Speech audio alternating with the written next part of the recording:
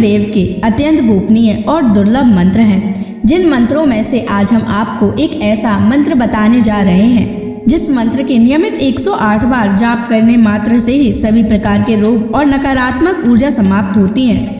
शरीर में अद्भुत ऊर्जा और तेज की वृद्धि होती है, आयु, बल और आत्मविश्वास बढ़ता है और साथ ही आपको अथाह धन की प्राप्ति होती है। इतना धन आपको प्राप्त होगा कि आप संभाल भी नहीं पाओगे। इसलिए प्यारे भक्तों, इस महामंत्र का जाप अवश्य करें और इस मंत्र के फल को प्राप्त करें।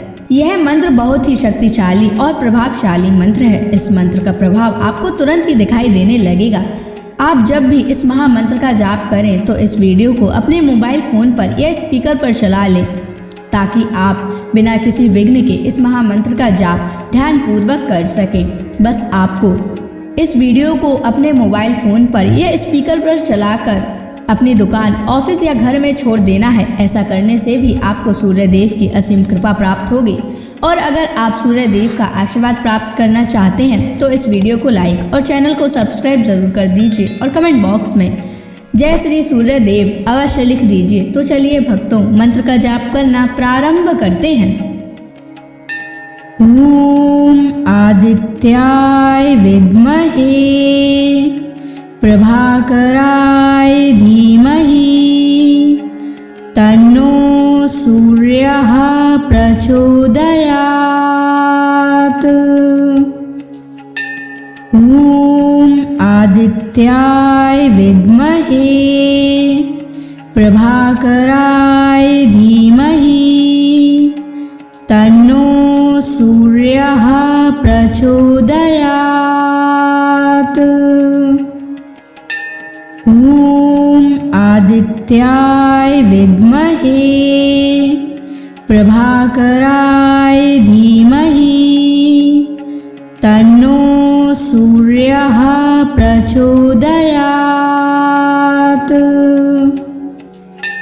ओम आदित्याय विद्महे प्रभाकराय धीमहि तन्नो सूर्यः प्रचोदयात्।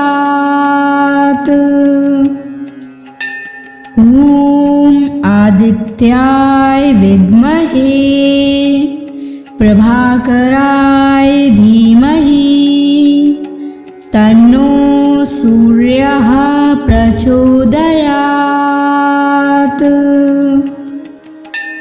ओम आदित्याय विद्महे प्रभाकराय धीमहि तन्नो सूर्यः प्रचोदयात्। ओम आदित्याय विद्महे प्रभाकराय धीमहि तन्नो सूर्यः प्रचोदयात्। ओम आदित्याय विद्महे प्रभाकराय धीमहि तन्नो सूर्यः प्रचोदयात्। ओम आदित्याय विद्महे प्रभाकराय धीमहि तन्नो सूर्यः प्रचोदयात्। ओम आदित्याय विद्महे प्रभाकराय धीमहि तन्नो सूर्यः प्रचोदयात्। ओम आदित्याय विद्महे प्रभाकराय धीमहि तन्नो सूर्यः प्रचोदयात्।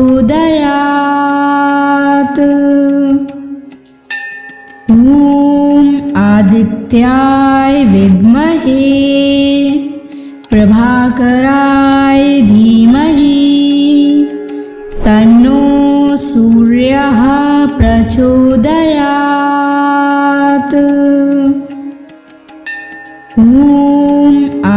आदित्याय विद्महे प्रभाकराय धीमहि तन्नो सूर्यः प्रचोदयात्। ॐ आदित्याय विद्महे प्रभाकराय धीमहि तन्नो सूर्यः प्रचोदयात्। ॐ आदित्याय विद्महे प्रभाकराय धीमहि तन्नो सूर्यः प्रचोदयात्।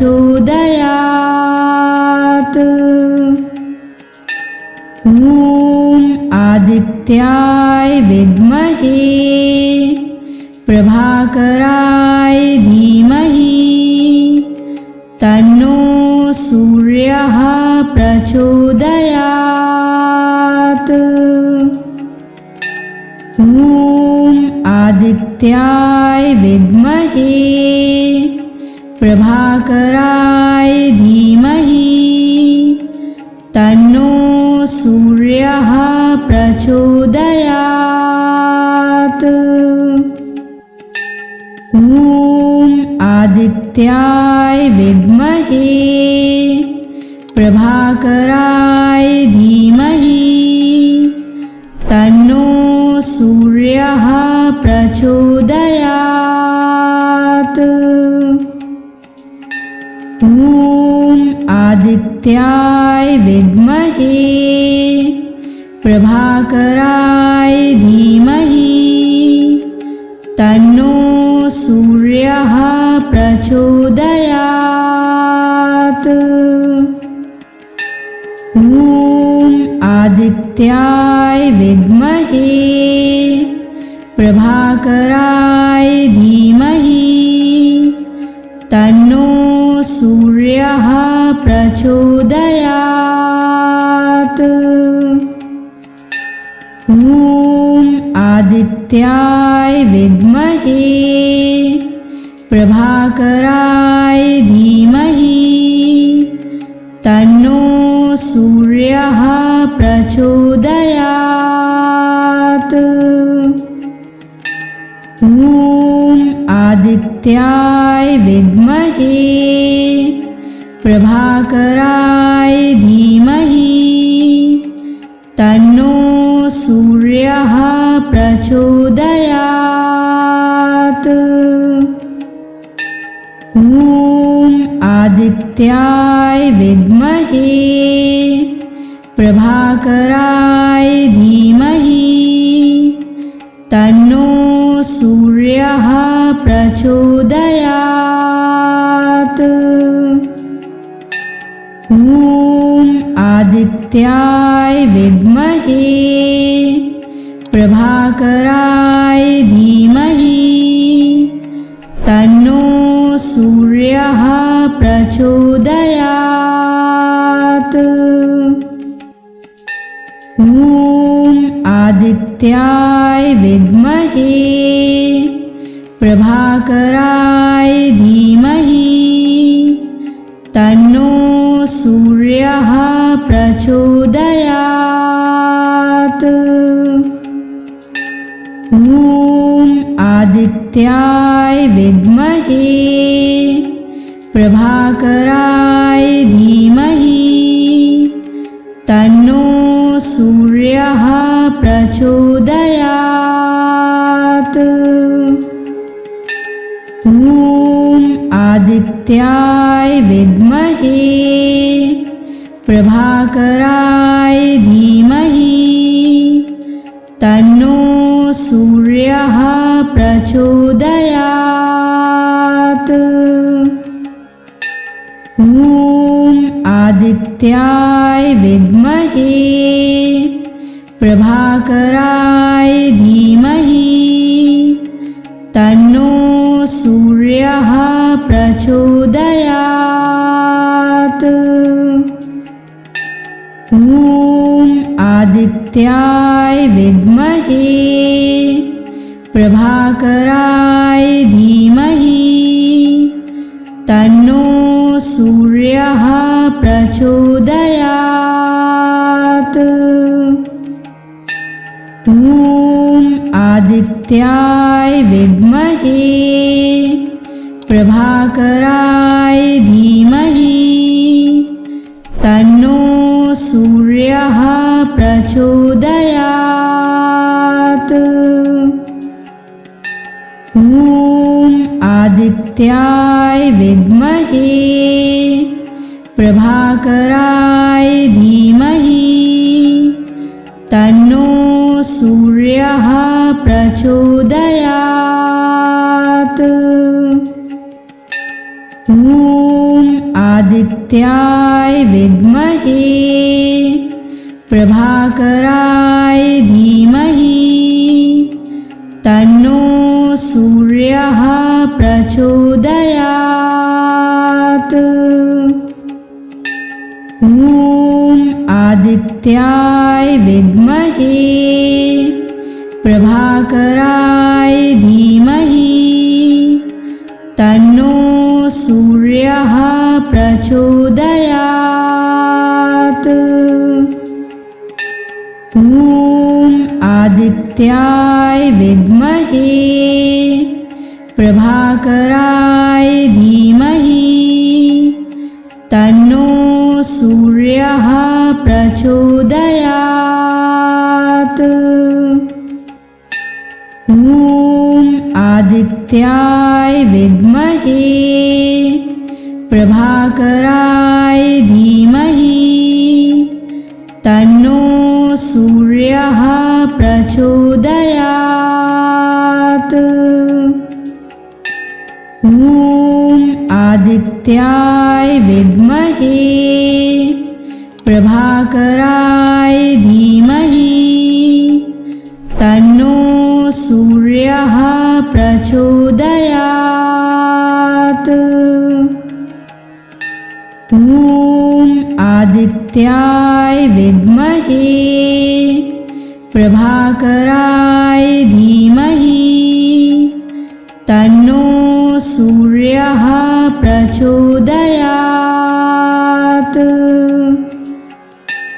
ॐ आदित्याय विद्महे प्रभाकराय धीमहि तन्नो सूर्यः प्रचोदयात्।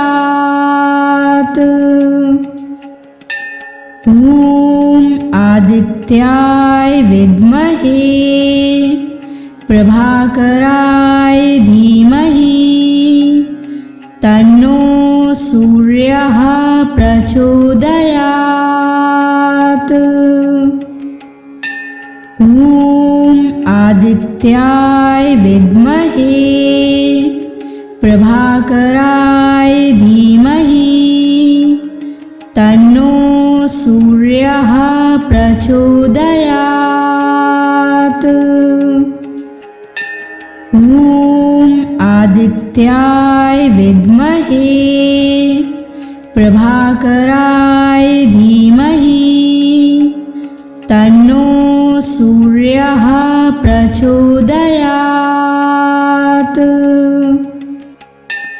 ॐ आदित्याय विद्महे प्रभाकराय धीमहि तन्नो सूर्यः प्रचोदयात्। ॐ आदित्याय विद्महे प्रभाकराय धीमहि तन्नो सूर्यः प्रचोदयात्। ॐ आदित्याय विद्महे प्रभाकराय धीमहि तन्नो सूर्यः प्रचोदयात्। ॐ आदित्याय विद्महे प्रभाकराय धीमहि तन्नो सूर्यः प्रचोदयात्। ॐ आदित्याय विद्महे प्रभाकराय धीमहि तन्नो सूर्यः प्रचोदयात्। ॐ आदित्याय विद्महे प्रभाकराय धीमहि तन्नो सूर्यः प्रचोदयात्। ॐ आदित्याय विद्महे प्रभाकराय धीमहि तन्नो सूर्यः प्रचोदयात्। ॐ आदित्याय विद्महे प्रभाकराय धीमहि तन्नो सूर्यः प्रचोदयात्। ॐ आदित्याय विद्महे प्रभाकराय धीमहि तन्नो सूर्यः प्रचोदयात्। ॐ आदित्याय विद्महे प्रभाकराय धीमहि तन्नो सूर्यः प्रचोदयात्।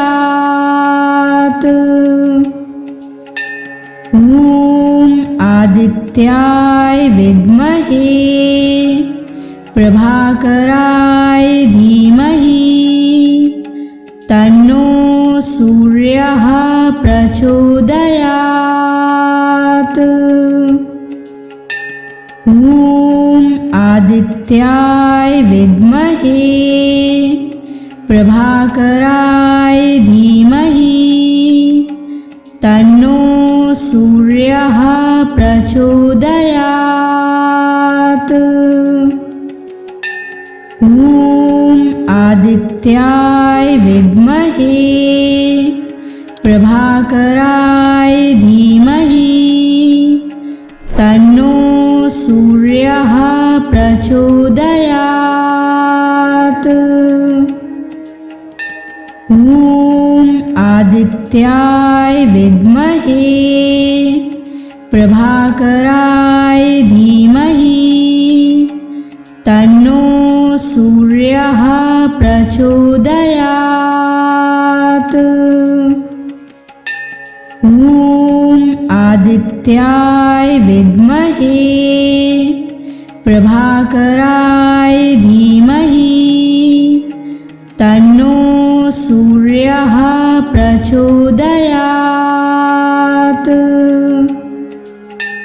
ॐ आदित्याय विद्महे प्रभाकराय धीमहि तन्नो सूर्यः प्रचोदयात्। ॐ आदित्याय विद्महे प्रभाकराय धीमहि तन्नो सूर्यः प्रचोदयात्।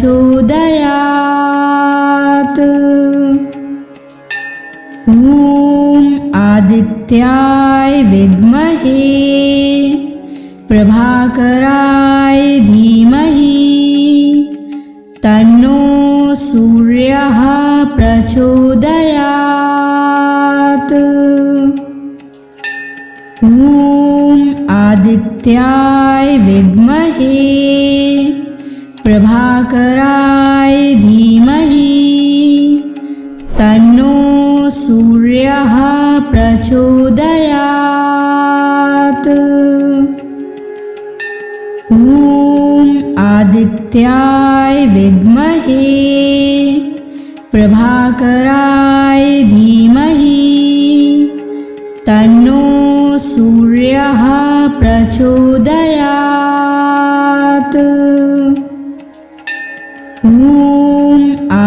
आदित्याय विद्महे प्रभाकराय धीमहि तन्नो सूर्यः प्रचोदयात्। ॐ आदित्याय विद्महे प्रभाकराय धीमहि तन्नो सूर्यः प्रचोदयात्। ॐ आदित्याय विद्महे प्रभाकराय धीमहि तन्नो सूर्यः प्रचोदयात्। ॐ आदित्याय विद्महे प्रभाकराय धीमहि तन्नो सूर्यः प्रचोदयात्। ॐ आदित्याय विद्महे प्रभाकराय धीमहि तन्नो सूर्यः प्रचोदयात्। ॐ आदित्याय विद्महे प्रभाकराय धीमहि तन्नो सूर्यः प्रचोदयात्। ॐ आदित्याय विद्महे प्रभाकराय धीमहि तन्नो सूर्यः प्रचोदयात्। ॐ आदित्याय विद्महे प्रभाकराय धीमहि तन्नो सूर्यः प्रचोदयात्। ॐ आदित्याय विद्महे प्रभाकराय धीमहि तन्नो सूर्यः प्रचोदयात्। ॐ आदित्याय विद्महे प्रभाकराय धीमहि तन्नो सूर्यः प्रचोदयात्। ॐ आदित्याय विद्महे प्रभाकराय धीमहि तन्नो सूर्यः प्रचोदयात्। ॐ आदित्याय विद्महे प्रभाकराय धीमहि तन्नो सूर्यः प्रचोदयात्। ॐ आदित्याय विद्महे प्रभाकराय धीमहि तन्नो सूर्यः प्रचोदयात्। ॐ आदित्याय विद्महे प्रभाकराय धीमहि तन्नो सूर्यः प्रचोदयात्। ॐ आदित्याय विद्महे प्रभाकराय धीमहि तन्नो सूर्यः प्रचोदयात्। ॐ आदित्याय विद्महे प्रभाकराय धीमहि तन्नो सूर्यः प्रचोदयात्। ॐ आदित्याय विद्महे प्रभाकराय धीमहि तन्नो सूर्यः प्रचोदयात्। ॐ आदित्याय विद्महे प्रभाकराय धीमहि तन्नो सूर्यः प्रचोदयात्। ॐ आदित्याय विद्महे प्रभाकराय धीमहि तन्नो सूर्यः प्रचोदयात्। ॐ आदित्याय विद्महे प्रभाकराय धीमहि तन्नो सूर्यः प्रचोदयात्। ॐ आदित्याय विद्महे प्रभाकराय धीमहि तन्नो सूर्यः प्रचोदयात्। ॐ आदित्याय विद्महे प्रभाकराय धीमहि तन्नो सूर्यः प्रचोदयात्। ॐ आदित्याय विद्महे प्रभाकराय धीमहि तन्नो सूर्यः प्रचोदयात्। ॐ आदित्याय विद्महे प्रभाकराय धीमहि तन्नो सूर्यः प्रचोदयात्। ॐ आदित्याय विद्महे प्रभाकराय धीमहि तन्नो सूर्यः प्रचोदयात्। ॐ आदित्याय विद्महे प्रभाकराय धीमहि तन्नो सूर्यः प्रचोदयात्। ॐ आदित्याय विद्महे प्रभाकराय धीमहि तन्नो सूर्यः प्रचोदयात्। ॐ आदित्याय विद्महे प्रभाकराय धीमहि तन्नो सूर्यः प्रचोदयात्। ॐ आदित्याय विद्महे प्रभाकराय धीमहि तन्नो सूर्यः प्रचोदयात्। ॐ आदित्याय विद्महे प्रभाकराय धीमहि तन्नो सूर्यः प्रचोदयात्। ॐ आदित्याय विद्महे प्रभाकराय धीमहि तन्नो सूर्यः प्रचोदयात्।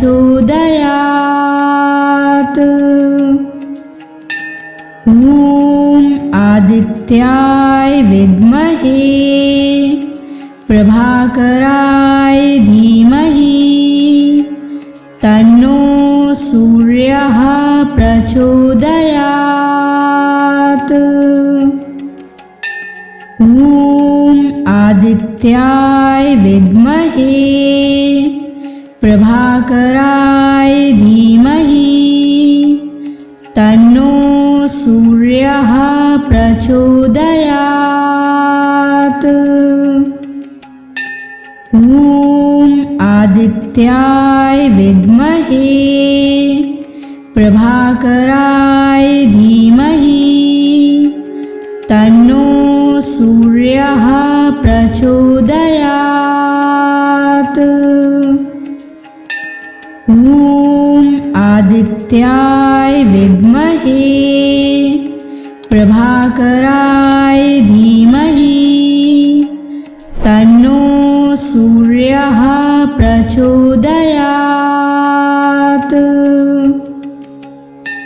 ॐ आदित्याय विद्महे प्रभाकराय धीमहि तन्नो सूर्यः प्रचोदयात्। ॐ आदित्याय विद्महे प्रभाकराय धीमहि तन्नो सूर्यः प्रचोदयात्। ॐ आदित्याय विद्महे प्रभाकराय धीमहि तन्नो सूर्यः प्रचोदयात्। ॐ आदित्याय विद्महे प्रभाकराय धीमहि तन्नो सूर्यः प्रचोदयात्। ॐ आदित्याय विद्महे प्रभाकराय धीमहि तन्नो सूर्यः प्रचोदयात्। ॐ आदित्याय विद्महे प्रभाकराय धीमहि तन्नो सूर्यः प्रचोदयात्।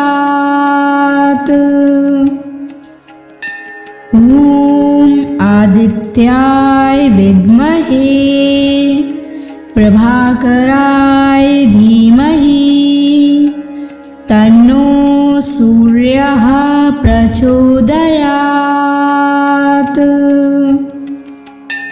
ॐ आदित्याय विद्महे प्रभाकराय धीमहि तन्नो सूर्यः प्रचोदयात्।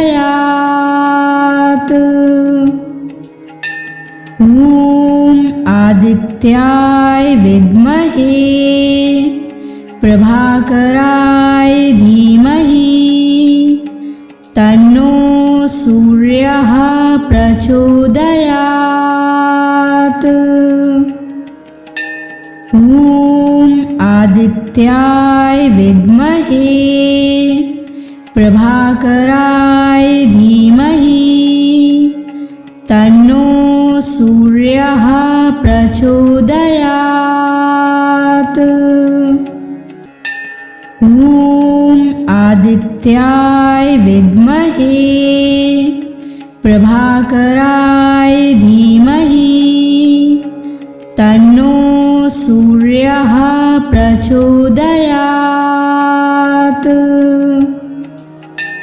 ॐ आदित्याय विद्महे प्रभाकराय धीमहि तन्नो सूर्यः प्रचोदयात्।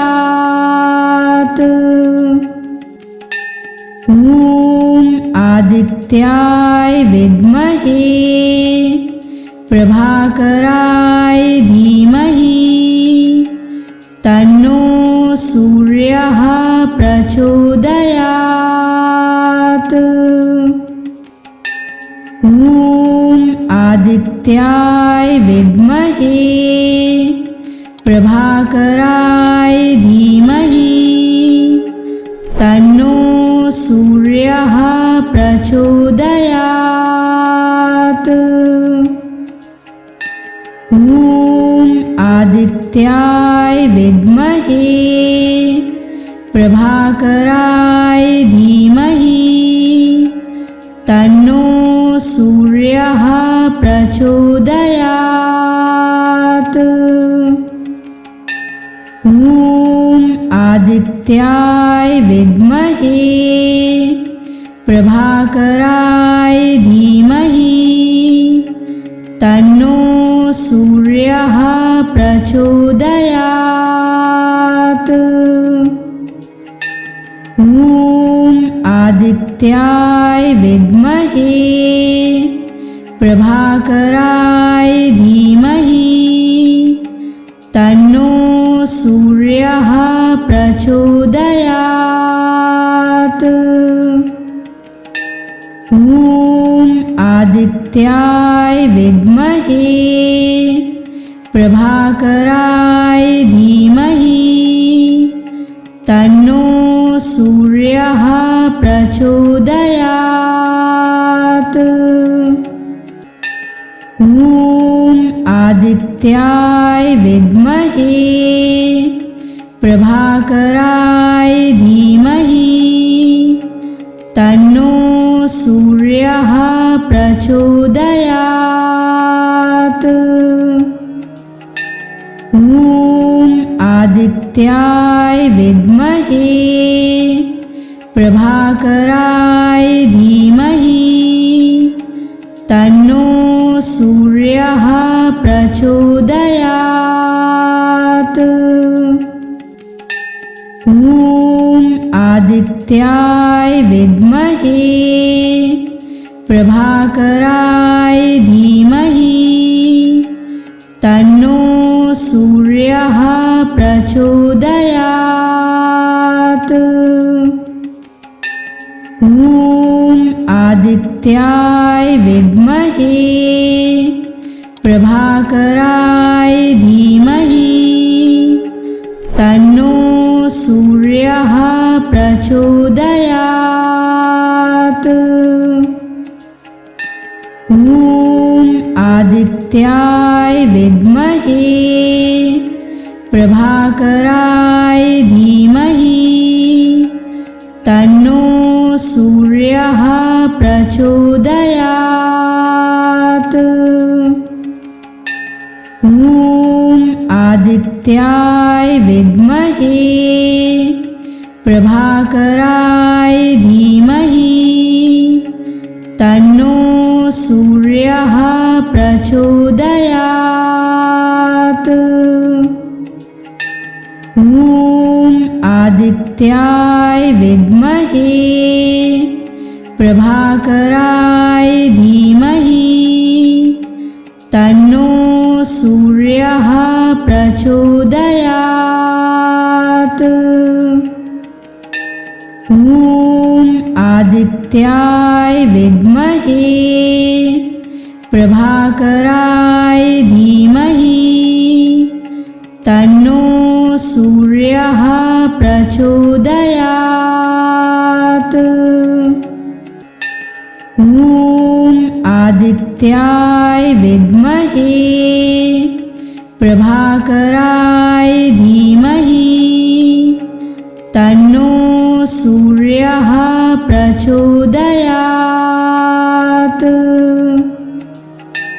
ॐ आदित्याय विद्महे प्रभाकराय धीमहि तन्नो सूर्यः प्रचोदयात्। ॐ आदित्याय विद्महे प्रभाकराय धीमहि तन्नो सूर्यः प्रचोदयात्। ॐ आदित्याय विद्महे प्रभाकराय धीमहि तन्नो सूर्यः प्रचोदयात्। ॐ आदित्याय विद्महे प्रभाकराय धीमहि तन्नो सूर्यः प्रचोदयात्।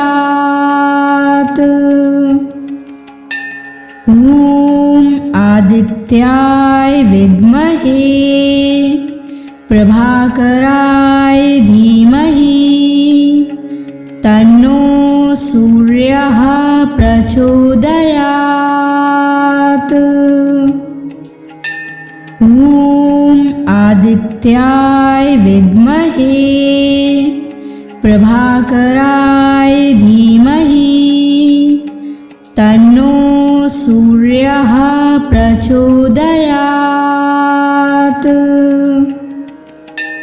ॐ आदित्याय विद्महे प्रभाकराय धीमहि तन्नो सूर्यः प्रचोदयात्। ॐ आदित्याय विद्महे प्रभाकराय धीमहि तन्नो सूर्यः प्रचोदयात्। ॐ आदित्याय विद्महे प्रभाकराय धीमहि तन्नो सूर्यः प्रचोदयात्। ॐ आदित्याय विद्महे प्रभाकराय धीमहि तन्नो सूर्यः प्रचोदयात्।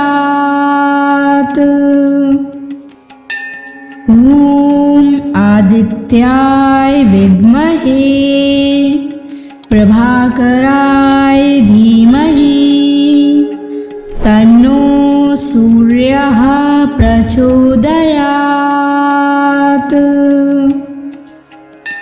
ॐ आदित्याय विद्महे प्रभाकराय धीमहि तन्नो सूर्यः प्रचोदयात्।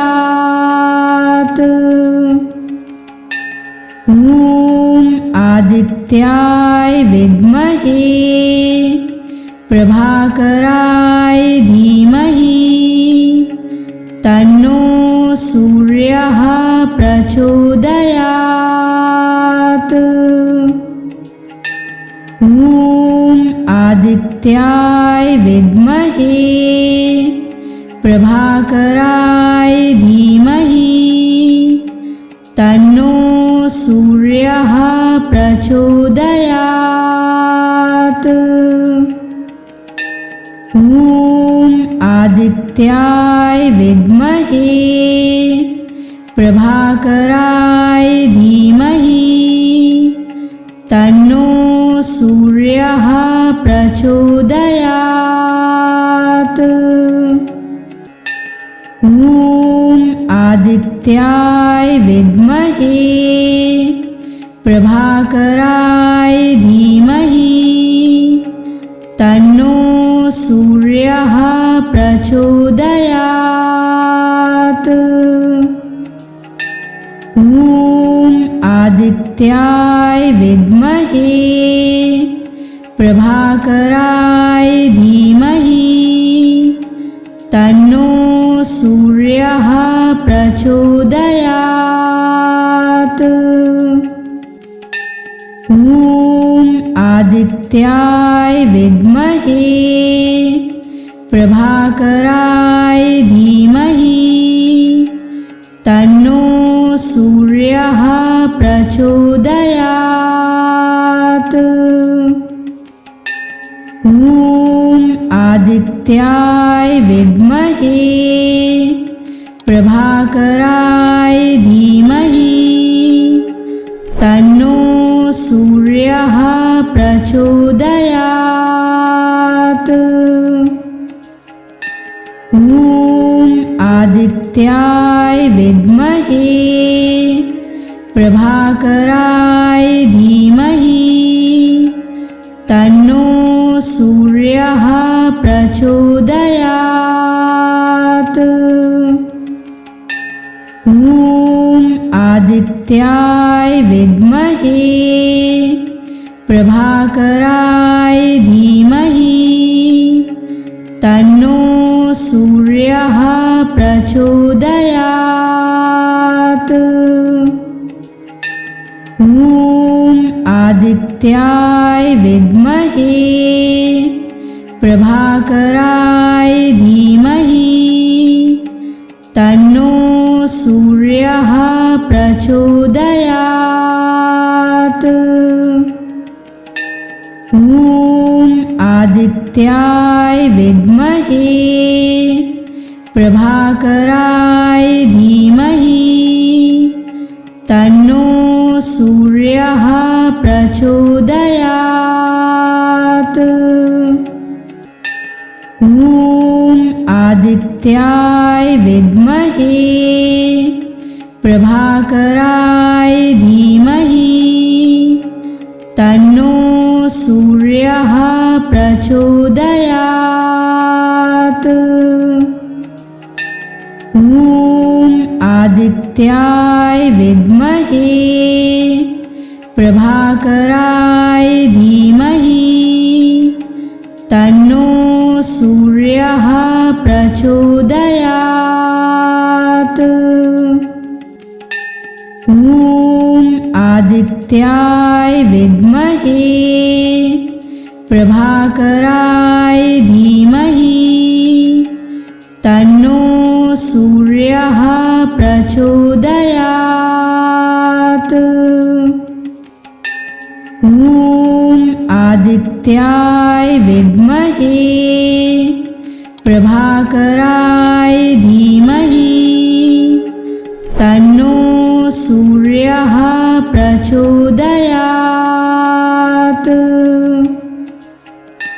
ॐ आदित्याय विद्महे प्रभाकराय धीमहि तन्नो सूर्यः प्रचोदयात्। ॐ आदित्याय विद्महे प्रभाकराय धीमहि तन्नो सूर्यः प्रचोदयात्। ॐ आदित्याय विद्महे प्रभाकराय धीमहि तन्नो सूर्यः प्रचोदयात्। ॐ आदित्याय विद्महे प्रभाकराय धीमहि तन्नो सूर्यः प्रचोदयात्। ॐ आदित्याय विद्महे प्रभाकराय धीमहि तन्नो सूर्यः प्रचोदयात्। ॐ आदित्याय विद्महे प्रभाकराय धीमहि तन्नो सूर्यः प्रचोदयात्।